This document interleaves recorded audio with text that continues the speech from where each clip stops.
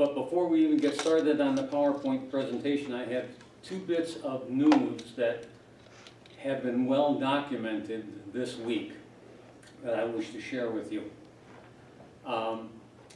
6 years ago, yeah, it was 6 years ago, Ron Unz wrote a 25,000-word article entitled "The Myth of American Meritocracy."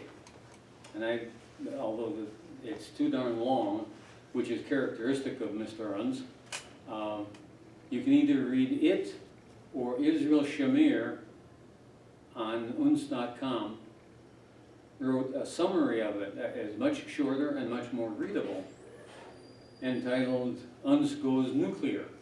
So Unz Goes Nuclear, or The Myth of the American Meritocracy. Mr. Unz relies on several other people's research, but as an introduction to what he has to say, I'll remind you that some time ago we watched a documentary entitled "The American Ruling Class." And at the beginning of that documentary, Louis Latham introduced us to two mythological students. Those mythological students were about to graduate from Yale University. And at the time I showed the documentary, I commented that the director of the film is already stacking the deck. We'll find out later whether this is working, but I've got them back up if it's not. Mr. Lewis stacked the deck to the extent that he had his two students graduating from Yale. And in today's American world, if you don't graduate from one of the Ivy League schools, Yale, Harvard, Brown, about a half a dozen, your chances of getting one of the really good jobs diminishes exponentially. That wasn't the case when Henry Ford started working. It probably wasn't the case when my grandfather started business in the 1920s. But it certainly has become the case in the last 70 years or so. That being true, what is very interesting is the findings that both Mr. Latham was resting upon and which Ron Unz discovered. Namely, Mr. Latham was reckoning with the reality that the Ivy League schools used to accept and graduate predominantly WASPs, white Anglo-Saxon Protestants. Subsequently, the Catholics became socially acceptable, so you had to add a C to the WASP. And in the early part of the 20th century, Jewish Americans were complaining because they were vastly underrepresented in the students that were admitted to the Ivy League schools. It turns out that at the time they were complaining, 15% of the Ivy League students were Jewish. Since Jews have never represented more than 2 or 3% of the American population, you might think that they were complaining about having a full meal because nobody gave them dessert. But the fact of the matter is they were complaining. And the administrations of the various Ivy League schools diddled with this and diddled with that, and since one of the best ways of getting admitted to Brown is to have your father contribute $2 million to their fund, the percentage of various ethnic groups has changed over the 70 years.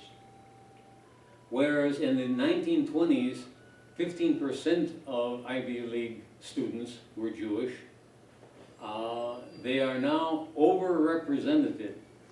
And this has come to light because of Orientals. Before I tell you the factors, Orientals have complained in the last decade or two about being underrepresented in the students admitted to the Ivy League schools.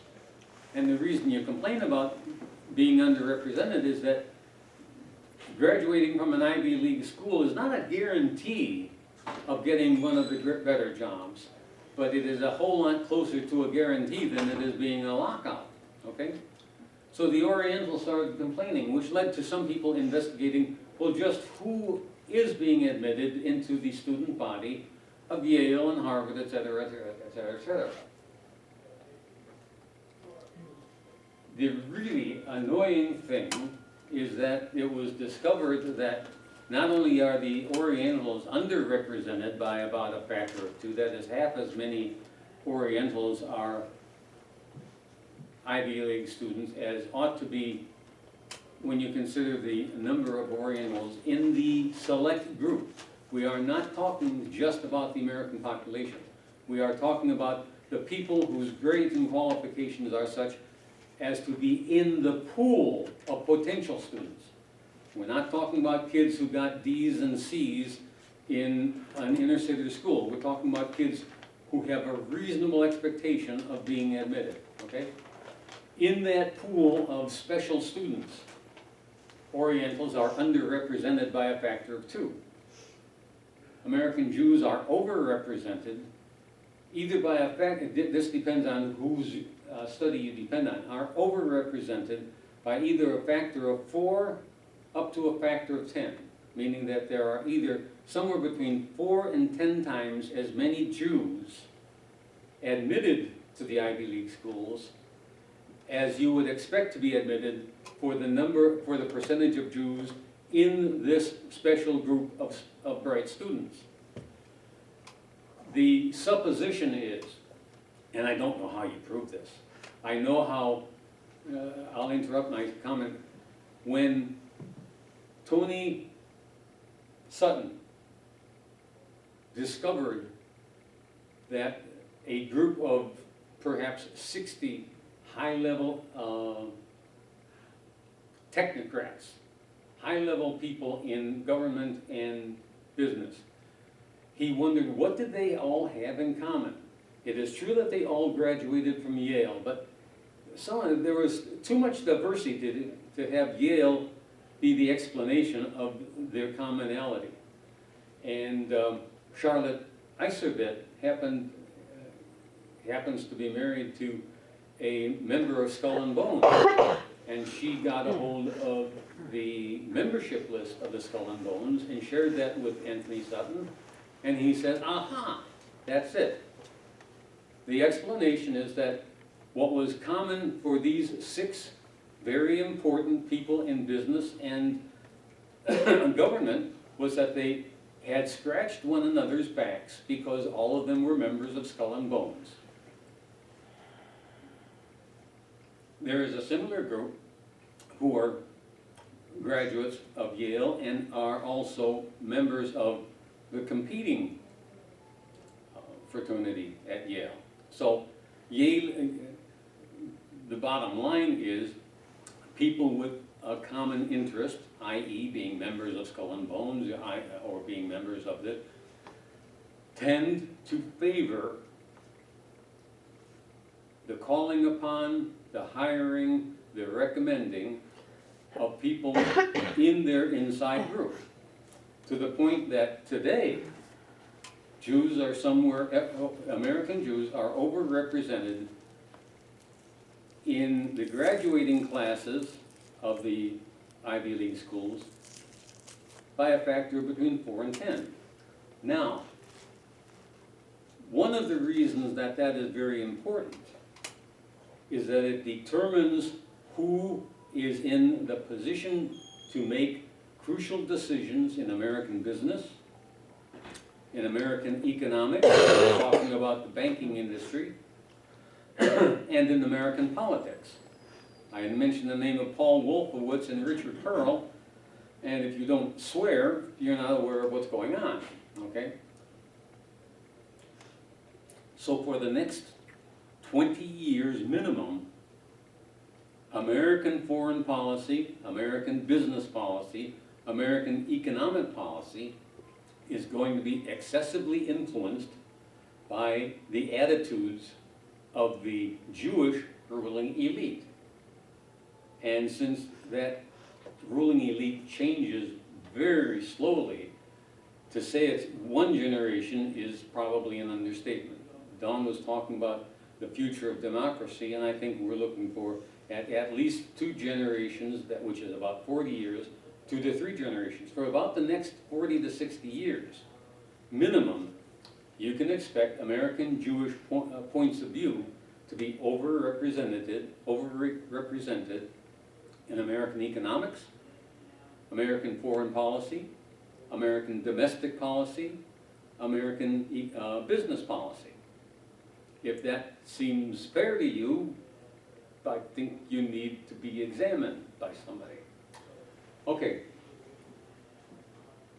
That fits in with what I want to share with you at the beginning of this discussion. Because, I want to go back to 1933. The United States is bankrupt. The people don't know it, but the politicians know it.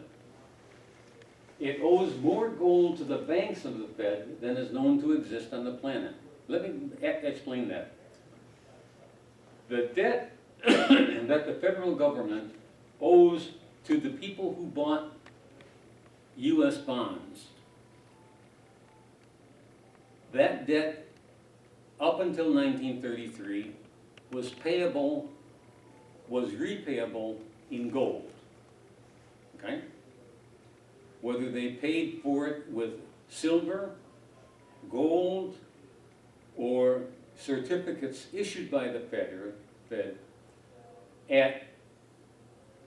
at redeeming time, the U.S. government was committed to repaying those loans in gold, okay? Now, remember that the Federal Reserve Bank is a private cartel. It's a private banking institution. On this side, it acts as the Bank of the United States. On this side, it acts as a private banking cartel doing business with the rest of the world as well as with the United States government. Individual banks on this side are perfectly free to buy U.S. bonds from the Fed that are redeemable in gold. The U.S. Federal Reserve System is dominated by about 6 of the major, and I mean underscore major, European banks, and about 4 major, capital M-A-J-O-R, major American banks. Of those, let's say 10 or 12 banks, easily 3/4 of them are owned and controlled by Jewish multimillionaires, billionaires. Okay? So, you have a situation where the banks are owned by 12 people, 9 of them with Jewish interests, and 3 of them without particularly, they're all bankers, so they all have banking interests. But in addition to the banking interest, if there is a form of solidarity with this group, those 9 people will express that sense of solidarity. And if they need to make a bargain with the other 3, they can easily do that.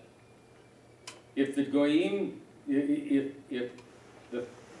the individual banks want to make a deal with the federal government, and the goyim among the banks say, we don't like that because we're not getting our share, then the 9 bankers can easily say, you're right, you're not getting your share, and therefore we will put in to your share 10%, 20% of what we otherwise would get. In other words, there are easily ways of buying off the opposition if somebody wants to exert pressure on the American government. Can I say, in the Eustace Mullins book, he has all these graphs, like 10 pages of graphs, and showing all the banking sort of family trees. Yeah. This bank marries the daughter of this bank, and it's all interrelated with marriages and all sorts of things. Not only with respect to the banking industry, Janet, but if you look at the boards of directors of the 200 major corporations in the United States, or the 500 major corporations in the Western world, you find that kind of, there's a fancy word for it, but basically intercommunication and jockeying for power and position. Did you say that they could buy bonds that were backed by gold back and forth from each other? Correct. In 1933, though. Oh, in 19, but not today. No, no, no. Yeah, yeah. In fact,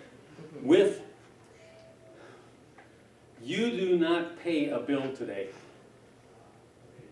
You may write 12 checks on the weekend, and you may think you're paying your bill. You're not. Since you are not giving anything of comparable value, you are discharging the bill. The United States government, by accepting Federal Reserve notes as their currency, has given the American people unlimited credit. Now, you as an individual may not be able to get that credit from your individual bank, but as a banking system, the banking system has been guaranteed not to default because the American banking system has said, this is the currency. Now, it's worth observing, okay, I've gone through a part of this. In 1933, Roosevelt signed over all the property, all, A-L-L, all the property of the United States. It signed over all, he'd signed over all of the wealth of the individual citizens of the United States.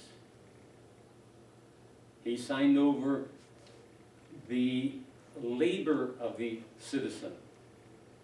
This is the reason he did this is in order to get the Federal Reserve banks off his back. As a way of getting the banks that own the Federal Reserve System, the way of getting them off the bank of the United States government was the promise that the American people would work for the Federal Reserve banks, would donate their services to the Federal Reserve Bank, would donate their wealth to the Federal Reserve Bank. You don't believe me? Read Louis MacFadden. Did he know what he was doing? Yes. Yes, he definitely did. At least in terms of the legalities, in terms of the ethics, God only knows whether he knew what he was doing. In terms of the legalities, he did know what he was doing, okay? Catherine usually asks this, are there documents that show that? Getting the documents is very difficult. Now, I can send you some. I would suggest for the people who are skeptical, and I understand your skepticism, go back and read the speeches of Louis MacFadden. Because when you were born, when my mother was born, and when my father was born, the states in which they were born created a trust. That trust was in the name of Alfred Eber Meyer, May Berge, subsequently May Berge Meyer, Paul Donelmeyer, established trusts that were listed in some international forum, and we are entitled, because Roosevelt confiscated gold in 1933, those trusts, there is at least one and possibly two trusts in each of our name. The trust to which I am referring is called a Questu K or Questu KV trust. It's a trust that's established for an American citizen because the American property was seized by the federal government in 1933.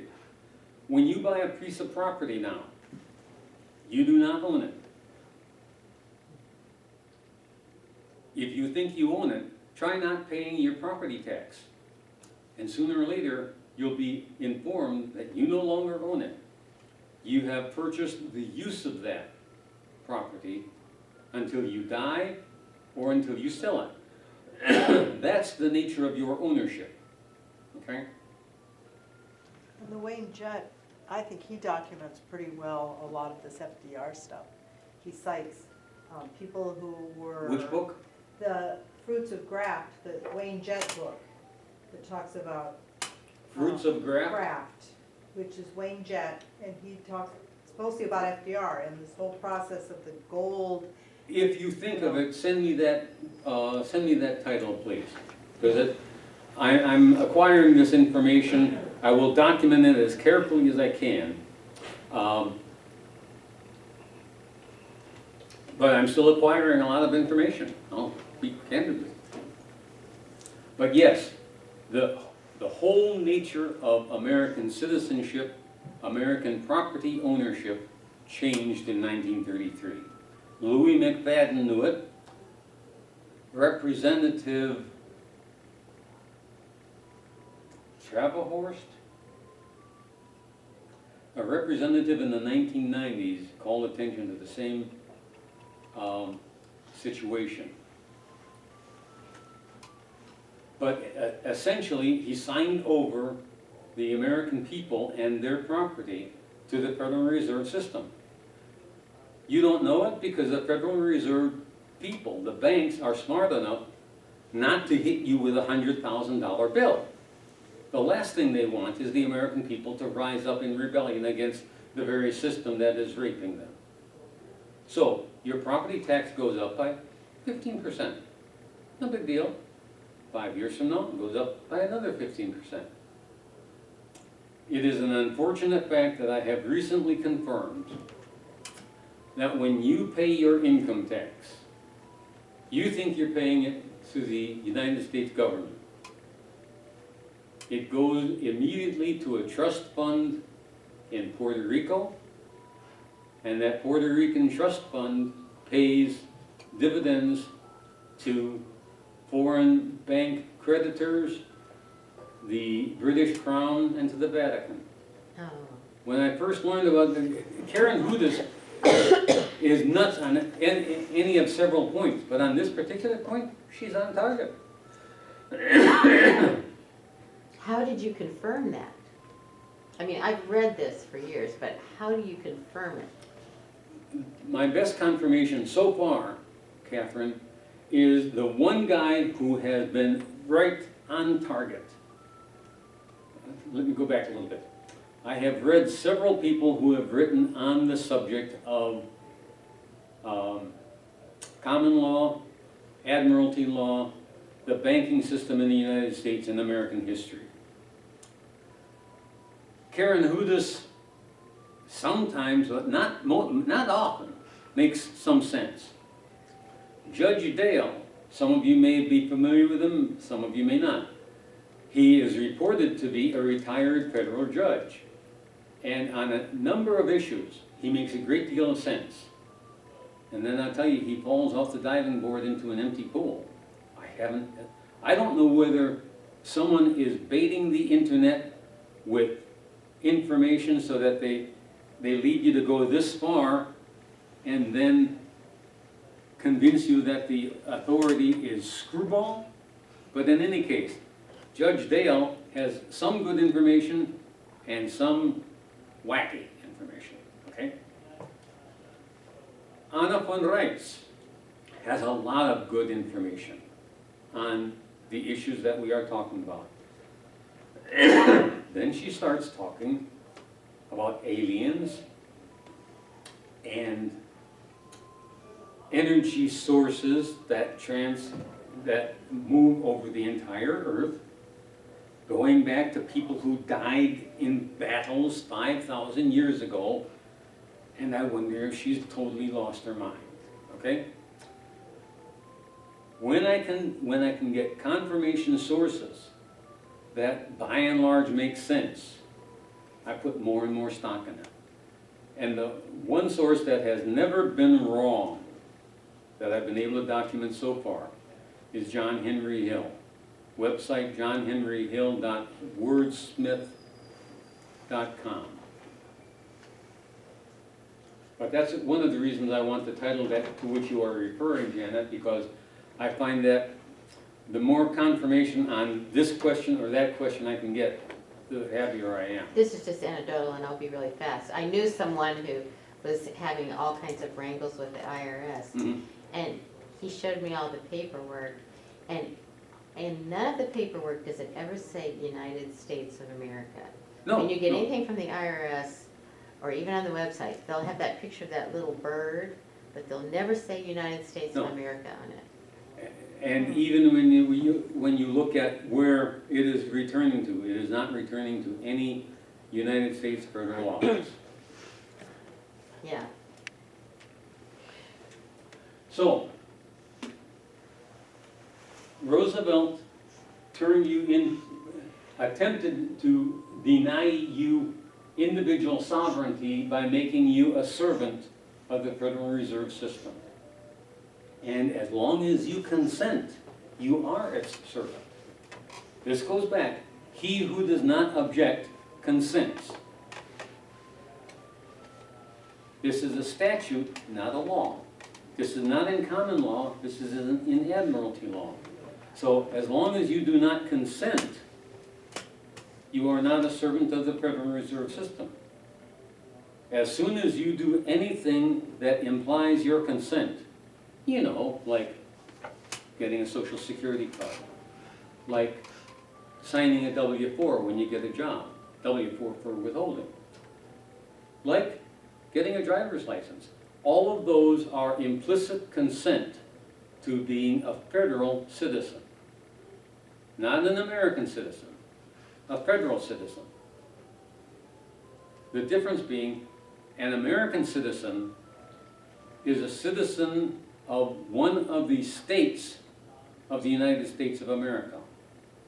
A federal citizen is a citizen of that government called the United States government, whose sovereignty is limited. The United States government is limited in its sovereignty to the District of Columbia and its territories, Guam, Puerto Rico, etc., etc. The United States government, and any properties that the United States government has purchased from the states. For example, it's almost a certainty that this property down on US 6, south of town, is United States territory. It is almost certain that the United States government purchased that from the state of Iowa. Or I should say Iowa State, because it really gets complicated, but you get the idea. There is a substantial difference between Iowa State and the state of Iowa. Now,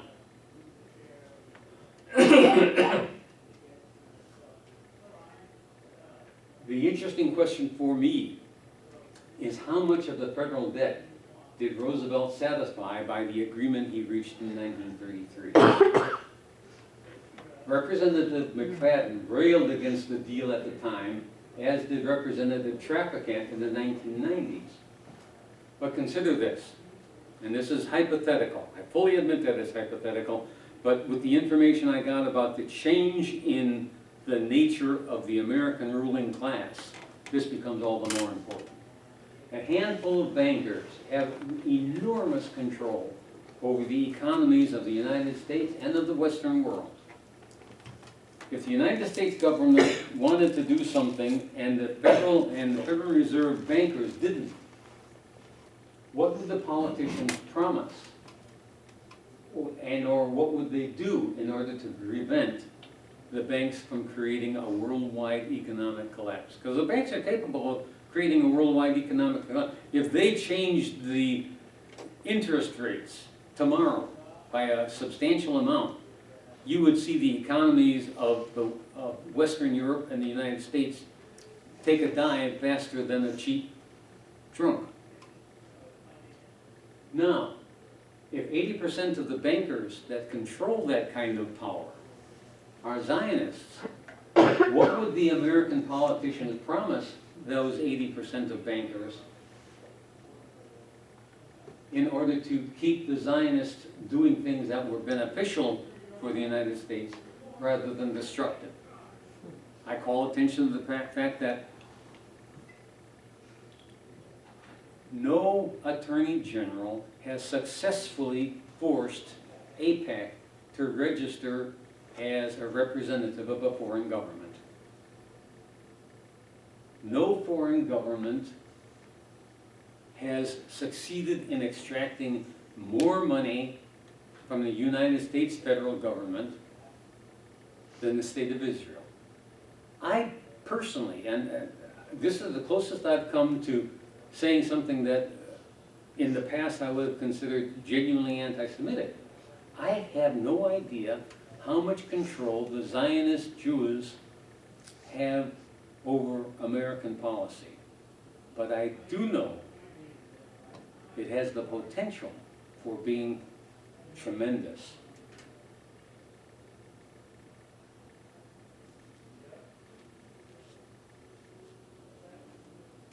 Now I want to say a few things about William Blum, because he was a great writer, he was a great critic of the American foreign policy and of the CIA. He wrote a regular column entitled Anti-Empire Report, and by chance I had the pleasure of corresponding with him on several occasions. Our most recent exchange occurred a couple of years ago. He's Jewish. And like Eric Zeiss and like Seymour Hersh, I really think the one blind spot William had was a Jewish perspective on certain questions. Now, he wrote about the ISIS formation, and he wrote as if it was indistinguishable from the rest of the members of the Islamic faith. I wish I could give the exact quotation. I searched through his writings the last couple nights and couldn't find it. But I do know that he made reference to him being criticized precisely because he was criticizing the armies of Islam. And I wrote back to him and said, "No, Bill, your error is not in criticizing the armies of Islam, but in failing to understand the difference between ISIS, which is a radical Wahhabist understanding of Islam, and the Muslim faith." To his credit, and I will tell you that a lot of writers would not have sent this query back. He said, "Can you give me an example or two of what you're referring to?" So I wanted to share the examples with you. I told him that the subject was vast, as I knew he would know. The Saker is a source that he has to have been aware of, because the Saker had acquired a good reputation by that time. And the Saker often posts the speeches of Hassan Nasrallah, the leader of Hezbollah in Lebanon. Hassan Nasrallah is an excellent spokesperson for an Islam that pursues justice for Muslims, and it is intent on pursuing justice for the Palestinian Muslims. But even Hassan Nasrallah does not go along with the ISIS theology. Militant Muslims and Pacific Muslims both condemn the theology and practice of the Wahhabis. They make us, and this is interesting because I strongly expect Bill knew that this was not the case with the Jewish warriors. The Muslims make a strong distinction between the innocent bystander and the warrior opponent. The Wahhabis do not. The Wahhabis consider any unbeliever to be worthy of death. And in the most extreme form of Jewish theology, if a young Arab is expected to grow up and be an opponent of Zionist Israel, he is worthy of death in the mind of the radical Jewish Zionists today. He knew that Brzezinski gathered the Salafists around the CIA in Afghanistan even before the Soviets went into Afghanistan. And I added, and this might have, well, I don't know if it would have irritated him, because I think the man, I'm convinced, was capable of growing, because over the next couple years, what he said made a substantial distinction between Muslim radicalism and Islam. And I give the man a great deal of credit for that. I told him that if ISIS represents Islam, then the settler who assaulted me, and I was assaulted, on the West Bank represents Judaism. And I said, that settler does not represent Judaism. He accurately represents and speaks for Zionism at its logical extreme. Did I share what I said about that? Only to this extent. Over the next several months, and actually over the next several years, I would say that William Blum, his eyes may not have shed their scales in the same extent that Judith Weissman's did, but he became a much more honest reporter when it came to matters of dealing with Islam. And frankly, American Jewish leaders, I want to say that carefully, American Jewish leaders have been hot to trot and condemn Muslims of every stripe. They may have been forced to admit that, well, maybe not all Muslims are like that. But if they ever do admit it, they admit it reluctantly. What I like about Bill Blum is that he was capable of learning. Okay. Now I'm going to play, since some of you have seen Corbett's work on, let's see if I can see this now, on World War I. I'm going to play part 1. Come on now. Good. Okay, let's see if I can get it.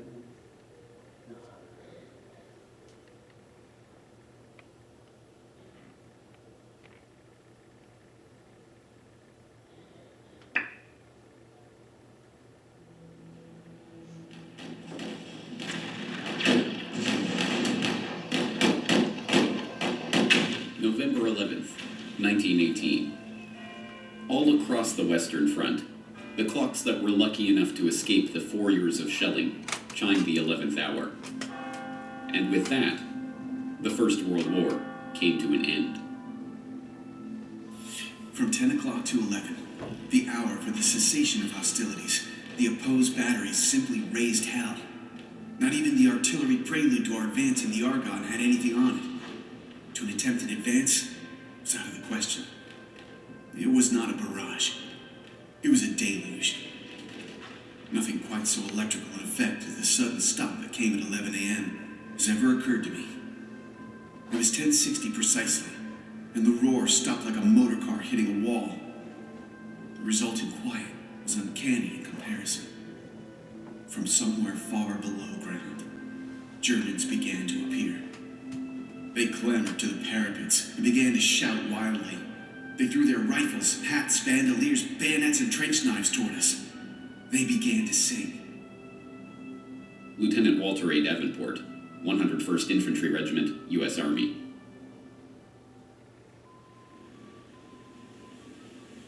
And just like that, it was over. 4 years of the bloodiest carnage the world had ever seen came to a stop as sudden and bewildering as its start. And the world vowed, never again. Each year, we lay the wreath. We hear the last post. We mouth the words, "never again," like an incantation. But what does it mean? To answer this question, we have to understand what World War I was. World War I was an explosion. A breaking point in history. In the smoldering shell hole of that great cataclysm lay the industrial era optimism of never-ending progress.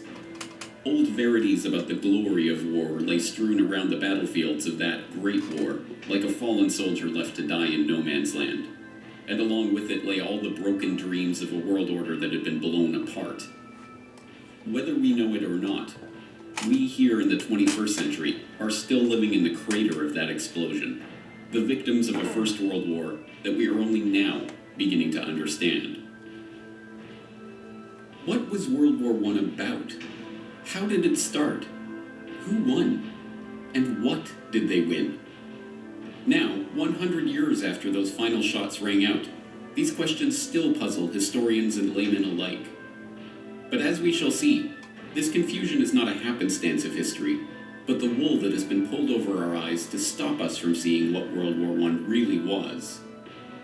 This is the story of World War I that you didn't read in the history books. This is the World War I conspiracy.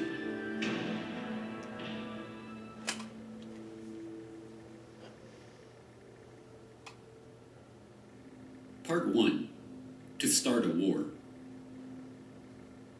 June 28, 1914.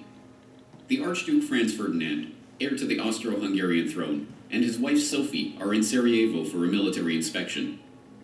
In retrospect, it's a risky provocation, like tossing a match into a powder keg. Serbian nationalism is rising, the Balkans are in a tumult of diplomatic crises and regional wars, and tensions between the Kingdom of Serbia and the Austro-Hungarian Empire are set to spill over. But despite warnings and ill omens, the royal couple's security is extremely lax. They board an open-top sports car and proceed in a 6-car motorcade along a pre-announced route. After an inspection of the military barracks, they head toward the town hall for a scheduled reception by the mayor. Just for an incidental comment. The people in charge of the royal safety knew that Serbia was a powder keg, and they let the royal couple go in basically an unprotected situation, exactly the same way the American Secret Service allowed John F. Kennedy to go to Dallas. Now, you may think they were simply incompetent, but when you start putting together the level of incompetence, other possibilities become much more likely. The visit is going ahead exactly as planned and precisely on schedule. And then, the bomb goes off.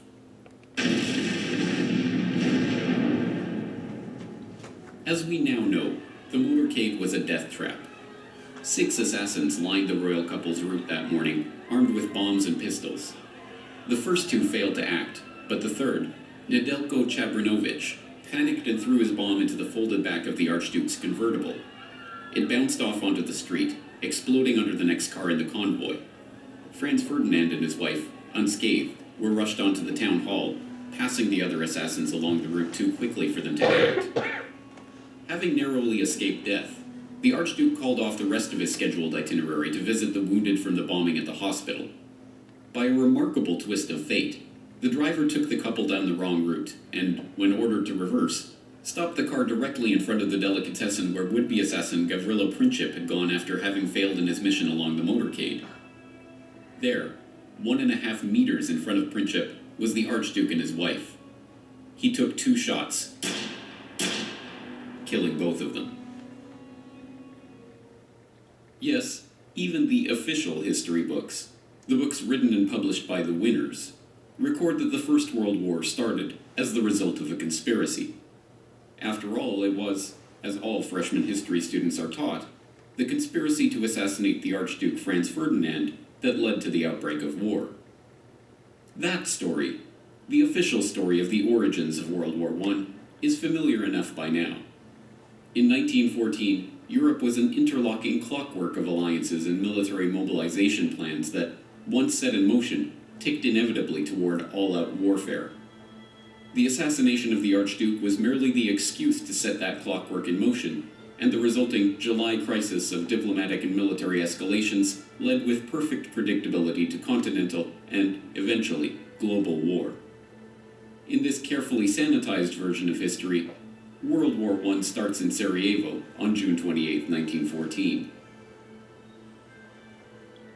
But this official history leaves out so much of the real story about the build-up to war that it amounts to a lie. But it does get one thing right. The First World War was the result of a conspiracy. To understand this conspiracy, we must turn not to Sarajevo and the conclave of Serbian nationalists plotting their assassination in the summer of 1914, but to a chilly drawing room in London in the winter of 1891. There, three of the most important men of the age, men whose names are but dimly remembered today, are taking the first concrete steps toward forming a secret society that they have been discussing amongst themselves for years. The group that springs from this meeting will go on to leverage the wealth and power of its members to shape the course of history and, 23 years later, will drive the world into the first truly global war. Their plan reads like outlandish historical fiction. They will form a secret organization dedicated to the extension of British rule throughout the world and the ultimate recovery of the United States of America as an integral part of a British empire. The group is to be structured along the lines of a religious brotherhood. The Jesuit order is repeatedly invoked as a model, divided into two circles. An inner circle, called the Society of the Elect, who are to direct the activity of the larger outer circle, dubbed the Association of Helpers, who are not to know of the inner circle's existence. British rule and inner circles and secret societies. If presented with this plan today, many would say it was the work of an imaginative comic book writer. But the three men who gathered in London that winter afternoon in 1891 were no mere comic book writers. They were among the wealthiest and most influential men in British society, and they had access to the resources and the contacts to make that dream into a reality. Present at the meeting that day, William T. Stead, famed newspaper editor whose Pall Mall Gazette broke ground as a pioneer of tabloid journalism and whose Review of Reviews was enormously influential throughout the English-speaking world. Reginald Brett, later known as Lord Esher, an historian and politician who became friend, confidant, and advisor to Queen Victoria, King Edward VII, and King George V, and who was known as one of the primary powers behind the throne of his era. And Cecil Rhodes, the enormously wealthy diamond magnate whose exploits in South Africa and ambition to transform the African continent would earn him the nickname of Colossus by the satirists of the day. But Rhodes's ambition was no laughing matter. If anyone in the world had the power and ability to form such a group at the time, it was Cecil Rhodes. Richard Grove, historical researcher and author, tragedyandhope.com. Cecil Rhodes also was from Britain. He was educated at Oxford, but he only went to Oxford after he went to South Africa. He had an older brother. He follows him to South Africa. The older brother was working in the diamond mines, and by the time Rhodes gets there, he's got a setup, and his brother says, I'm going to go off and dig in the gold mines. They just found gold. And so he leaves Cecil Rhodes, his younger brother, who's like in his 20s, with this whole diamond mining operation. Rhodes then goes to Oxford, comes back down to South Africa with the help of Lord Rothschild, who had funding efforts behind De Beers and taking advantage of that situation. And from there, they start to use there's no other term than slave labor, which then turns in later to the apartheid policy of South Africa. Well, Rhodes was particularly important because in many ways, at the end of the 19th century, he seriously epitomized where capitalism was, where wealth really lay. Jerry Daugherty, World War I scholar and co-author of Hidden History, The Secret Origins of the First World War. Rhodes had the money and he had the contact. He was a great Rothschild man, and his mining wealth was literally uncountable. He wanted to associate himself with Oxford because Oxford gave him the kudos of the university of knowledge, of that kind of power. And in fact, that was centred in a very secretive place called All Souls College. Still, you'll find many references to All Souls College and people behind the curtain and such phrases, power behind thrones. Rhodes was centrally important in actually putting money up in order to begin to gather together like-minded people of great influence. Rhodes was not shy about his ambitions, and his intention to form such a group were known to many.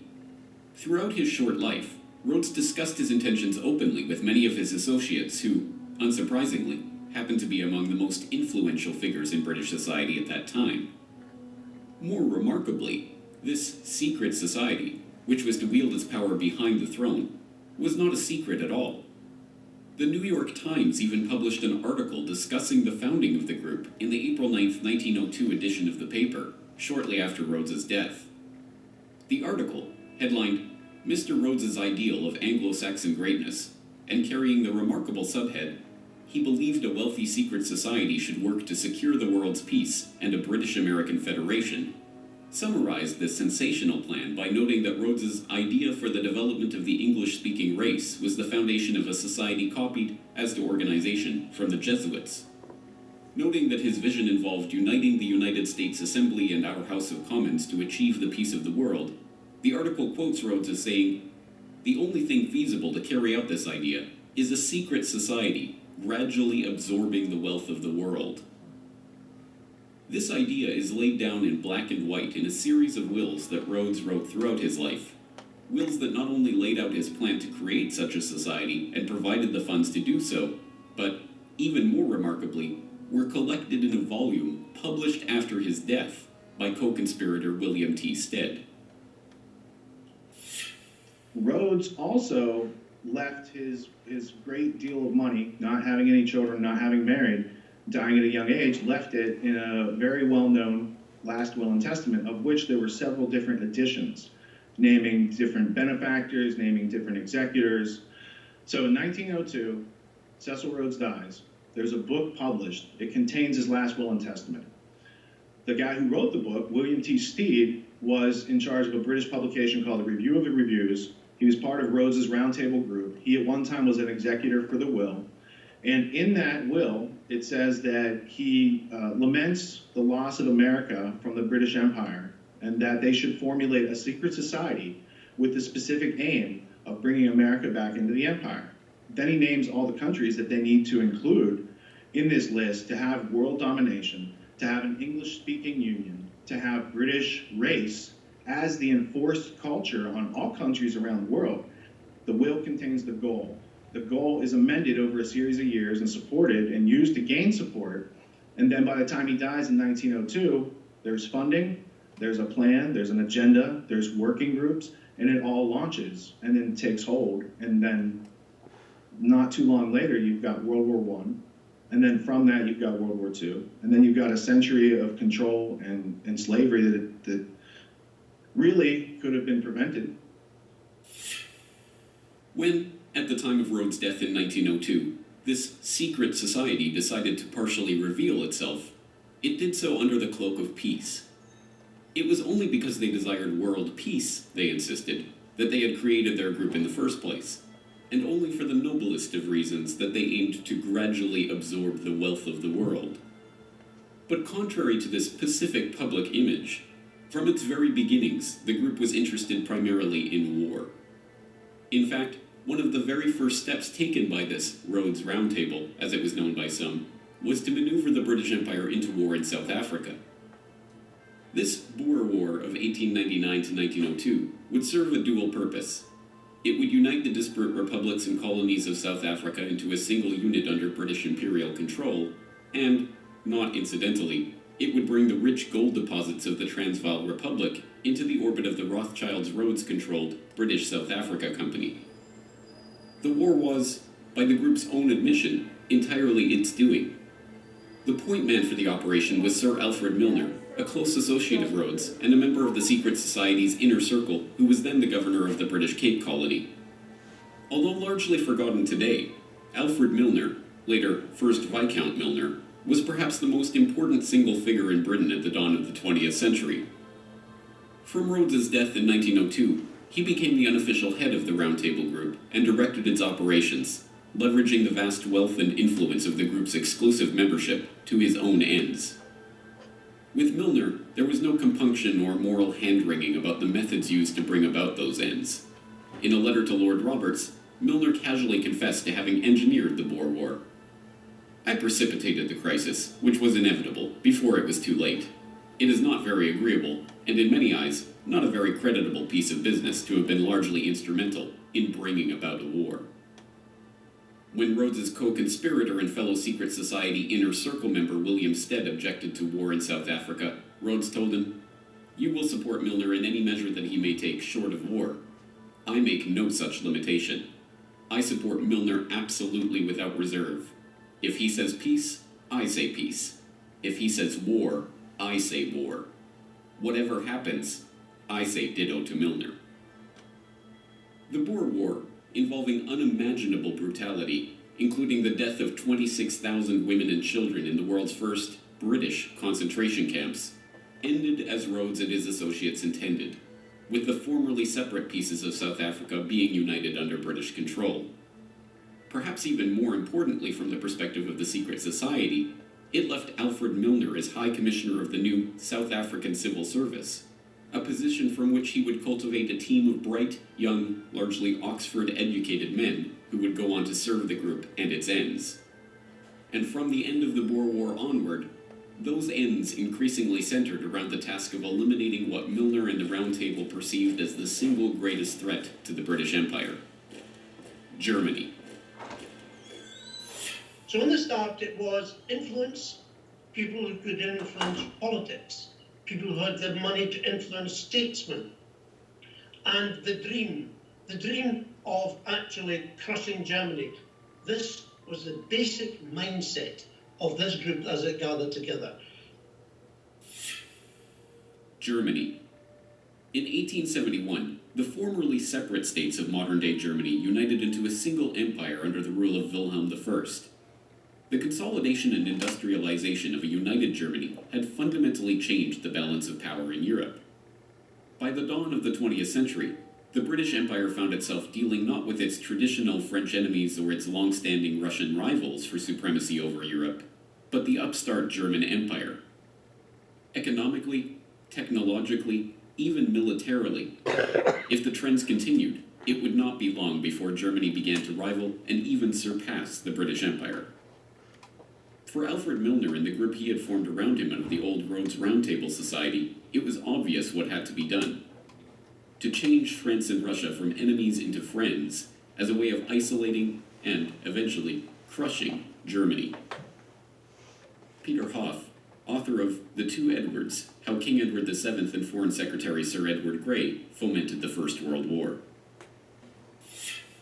Yes, well, from the British perspective, Germany, after their unification in 1871, they became very strong very quickly.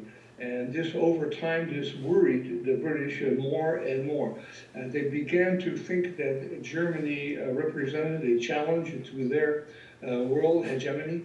And they came slowly but surely, they came to the decision that Germany must be confronted, just as they had come to the same decision with regard to other countries, Spain, Portugal, and especially France, and now Germany. German finished goods were marginally better than those of Britain. They were building ships that were marginally better than those of Britain.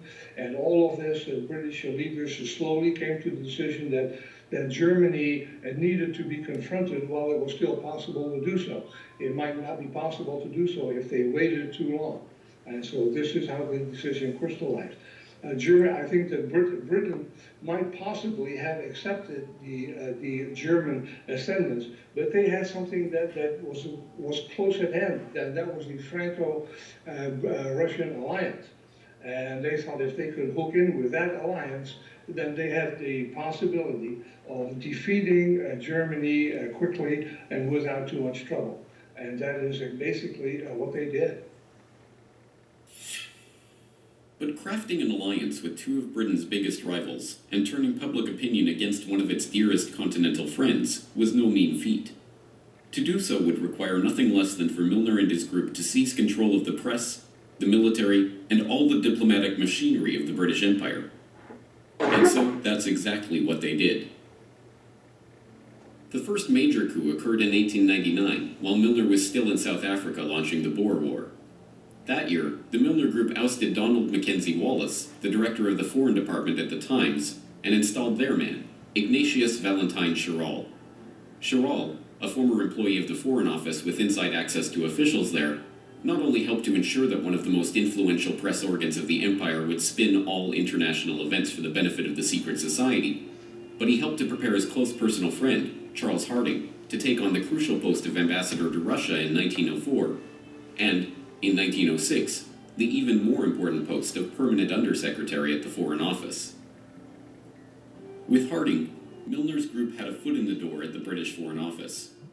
But they needed more than just their foot in that door if they were to bring about their war with Germany. In order to finish the coup, they needed to install one of their own as Foreign Secretary. And, with the appointment of Edward Grey as Foreign Secretary in December of 1905, that's precisely what happened. Sir Edward Grey was a valuable and trusted ally of the Milner Group. He shared their anti-German sentiment and, in his important position of Foreign Secretary, showed no compunction at all about using secret agreements and unacknowledged alliances to further set the stage for war with Germany. Well, he became Foreign Secretary in 1905, I believe, and the Foreign Secretary in France was, of course, Delcasse. And Delcasse was very much anti-German and very passionate about the recovery of Alsace-Lorraine. And so he and the king hit it off very well together. And Edward Grey shared this anti-German feeling with the king. As I explained in my book, how he came to have that attitude about Germany. But in any case, he had the same attitude with the king. They worked very well together. And Edward Grey very freely acknowledged the heavy role that the king played in British foreign policy, and he said that this was not a problem because he and the king were in an agreement on most issues, and so they worked very well together. The pieces were already beginning to fall into place for Milner and his associates.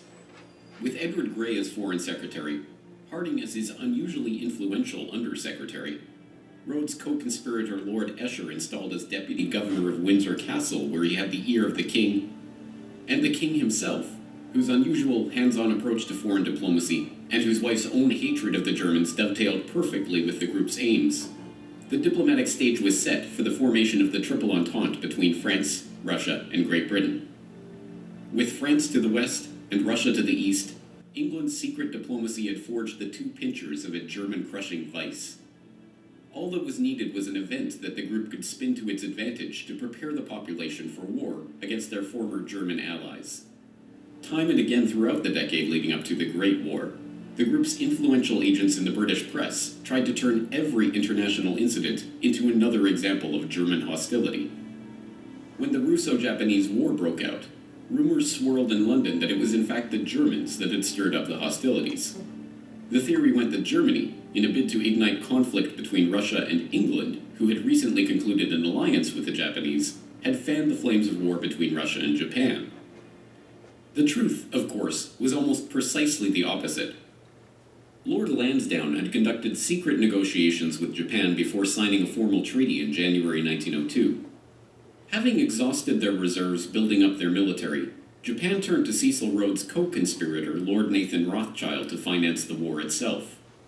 Denying the Russian Navy access to the Suez Canal and high-quality coal, which they did provide to the Japanese, the British did everything they could to ensure that the Japanese would crush the Russian fleet, effectively removing their main European competitor for the Far East. The Japanese Navy was even constructed in Britain, but these facts did not find their way into the Milner-controlled press. When the Russians accidentally fired on British fishing trawlers in the North Sea in 1904, killing 3 fishermen and wounding several more, the British public was outraged. Rather than whip up the outrage, however, the Times and other mouthpieces of the secret society instead tried to paper over the incident.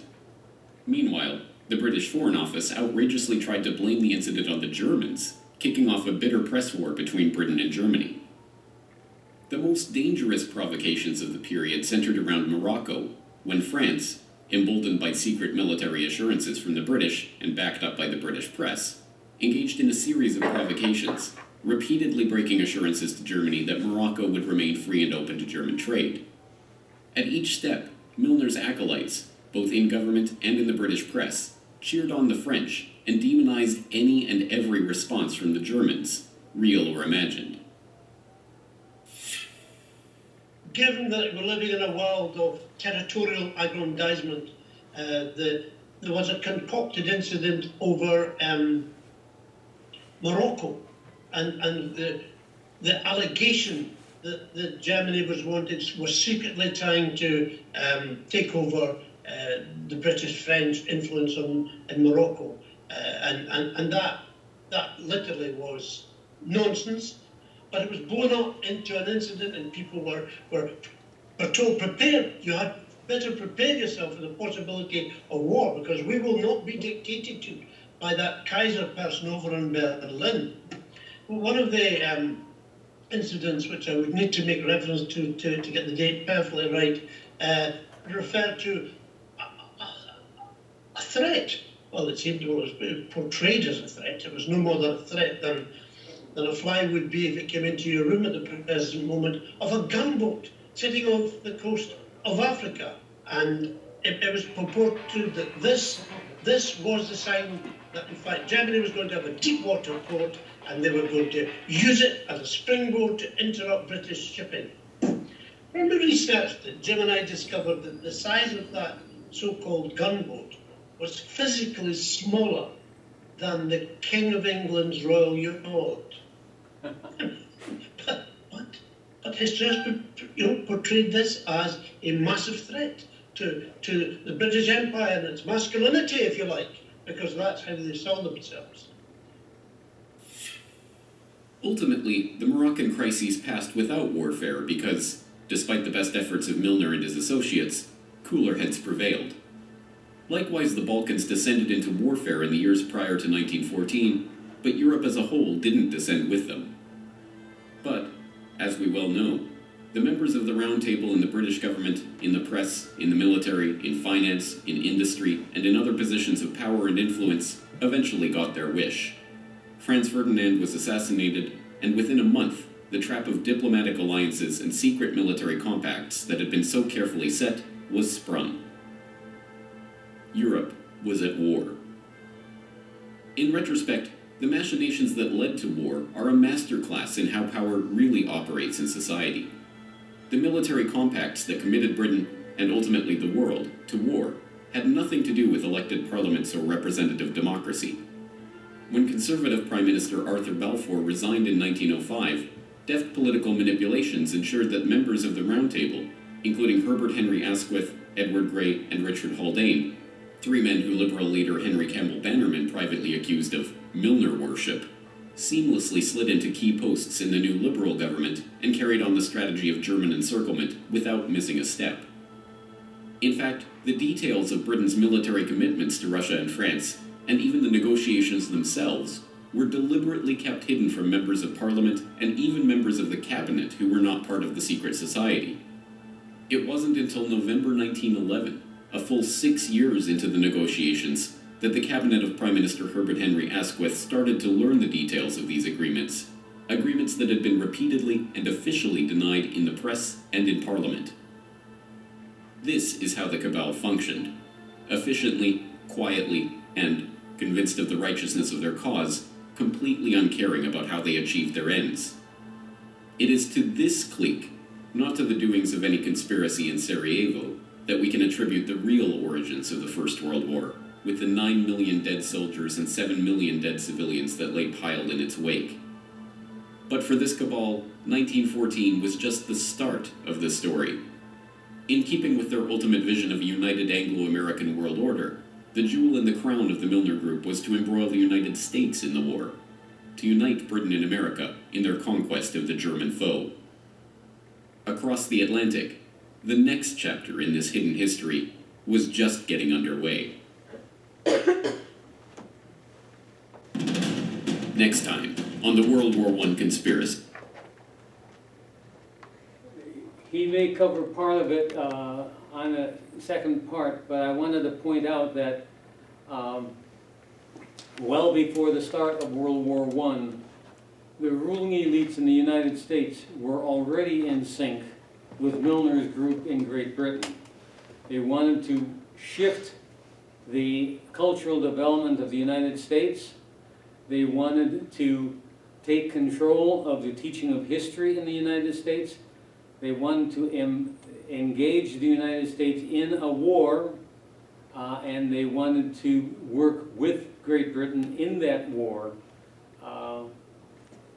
The opposition of the Jewish leadership in the press thwarted that for a long period of time because they wanted the Jewish leadership in the press wanted the Tsar to get his butt kicked because because Jews traditionally have despised Russia and Tsarist Russia in particular.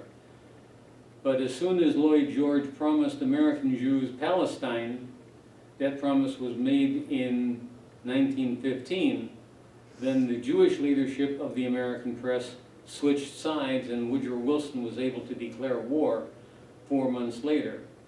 So that's my one criticism of James' account is that he does not deal seriously with the bankers' manipulations, and he does not deal seriously with the Jewish manipulations. Chaim Weizmann, in talking with British banking interests in 1902, 12 years before the start of the war, were already counting on Britain being involved in the war and Britain being engaged in being able to promise Palestine to the Jews by the Jews helping the British out.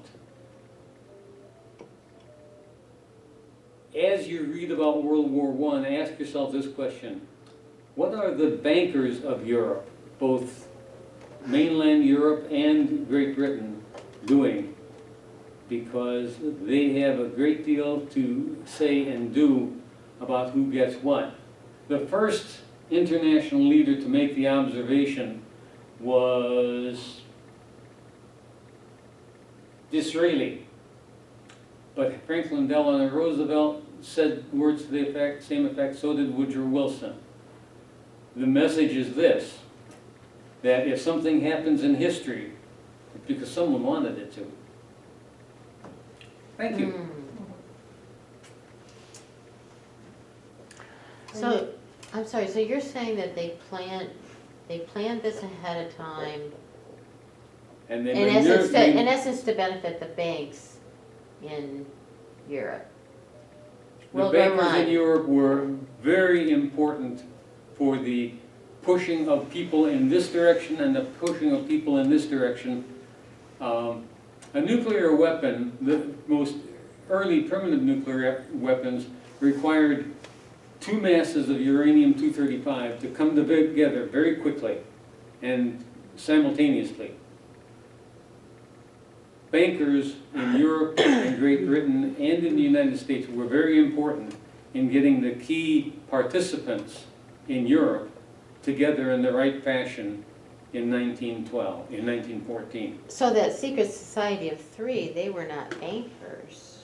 No, but they all, and especially Cecil Rhodes, were backed by bankers. Cecil Rhodes had Rothschild, they said Rothschild. Yeah, he was a Rothschild agent for all practical purposes. Now, that's not to say they were all bankers. No, you're absolutely correct. It is to say that economic interests in the 20th and 21st century have been the dominant factors in the wars that the world has seen in the 20th and 21st centuries. You may have had personalities involved in the 19th century and earlier. But in the 20th century, it comes down to economics. In fact, the Second World War is clearly the continuation of the First World War. The goal of the First World War was to destroy Germany. It didn't succeed in doing it. The goal of the Second World War was to weaken Germany and Russia, and the Anglo-American alliance to defeat the winner, the weakened winner of World War II. The Cold War was all about finishing World War II. So Corbett said in that movie that the group of three, he didn't say that their interests were financial directly. He said they didn't like Germany. That's right. In fact, Corbett's message here is that their goal was essentially cultural. Yeah. The Milner groups, or the Cecil Rhodes group, their goal was essentially cultural, but that cultural also has a profoundly economic substratum. That is, they wanted to reestablish the British Empire with America as a participant in that now global empire. And at the conclusion of World War II, Winston Churchill had all kinds of hopes of being the dominant character in that Anglo-American alliance. And Franklin Delano Roosevelt said, "Sorry, buddy, you're the junior partner now." And they were also talking about cultural, like with the Rhodes, was that to consolidate wealth for a few. I mean, so there it did have to do with the money. You know, there would be a certain elite group that would control all the wealth of the world, they were saying. I mean, his testament or whatever when he died, so. What I wondered was, you know, we talked about the United States being taken over by the United States Corporation, which was a British or Scottish. Correct. So I kind of wonder why there wasn't a reference to that in here. At least they made it sound like they were still dealing with the U.S. as a democracy. As a nation state. Yes.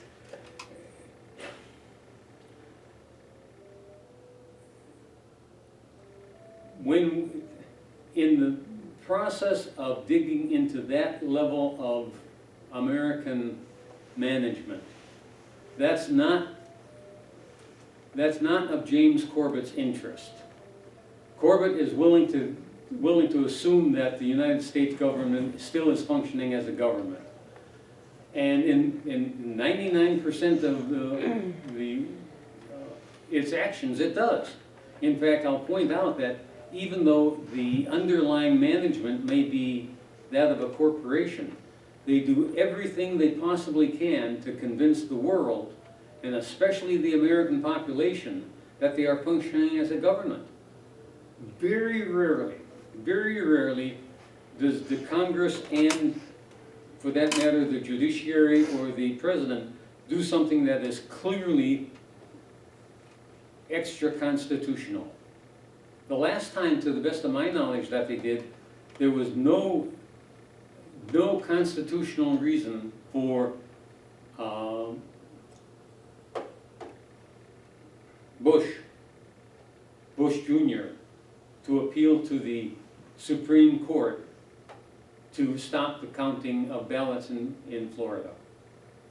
That was a desperate gambit to get the corporation to stop the recount, because the last thing the corporation wanted was a recount.